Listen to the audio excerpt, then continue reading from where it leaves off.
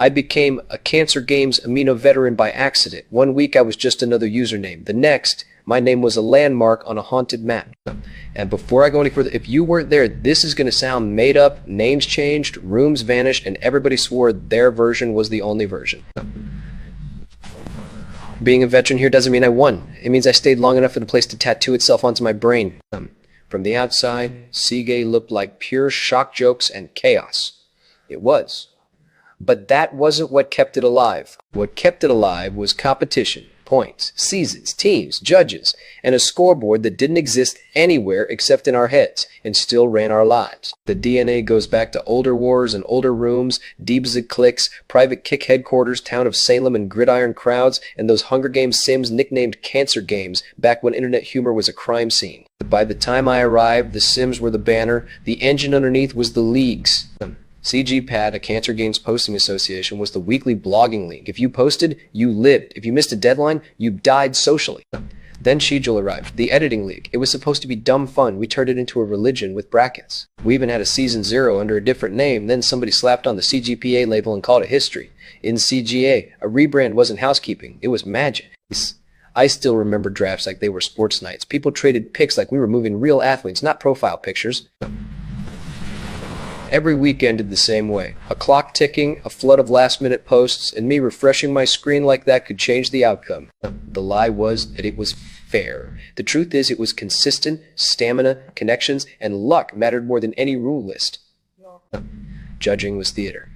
Other teams judged you, so even when nobody rigged the whole system, bias was baked in. If I lost, I could call it rigged. If I won, I could pretend it was pure skill. The public chat was the stage. The real government lived in private rooms, GM chats, staff chats, and the little main character rooms where everyone pretended not to care while caring the hardest. Yeah, I still remember the night the CGPA GM chat got deleted in a rage, then replaced like nothing happened. Like burning down City Hall and calling it a remodel.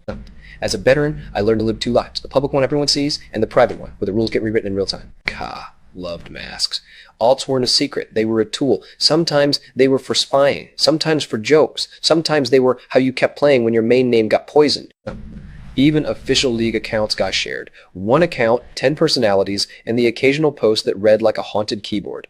Once you're a veteran, your words stop being just messages. They get archived as evidence. People quote you like patch notes. Then we did something truly cursed. We turned leadership into a tournament. Leader madness. Polls, brackets, the crown as a prize. For a community that hated doing actual leadership work, it was perfect. Make it a game, and suddenly everybody cares. That's when Roundabout showed up. Sometimes as a normal name, sometimes as empty username, drifting in from Aminopolis circles and locking onto the leader madness polls. He scripted the polls. They swung like a rigged slot machine. We changed rules mid-game because even we had standards about being seen as script kids.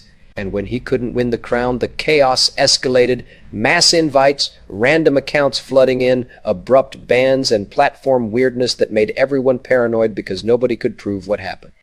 As a veteran, that part is pure dread. When your town square fills with strangers, you don't feel famous, you feel hunted. We fought it with the only weapons Amino gave us, kicking, reporting, and screaming into the void. Then February 13 hit like a hammer, the day Sega got disabled. An intern named Hex noticed the mess and pulled the plug. One decision, one button, and the entire community became a ghost town. I remember refreshing and realizing the door wasn't stuck. It was gone.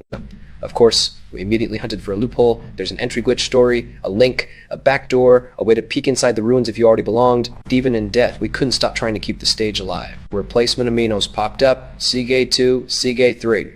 Paper towns built to convince us nothing ended. But the real Seagate was never the app, it was the habits, so the habits moved. We migrated to Discord, channels instead of chats, roles instead of titles, and no intern who could delete our history with one click. And what did we rebuild first? Not peace. Not boundaries. We rebuilt the leagues.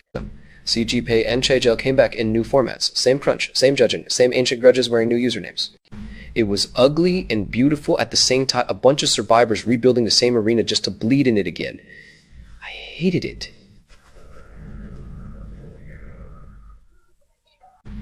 So why does it suck to be a Cancer Games Amino veteran? Because I don't get to be a normal user. I'm a museum exhibit that can still type.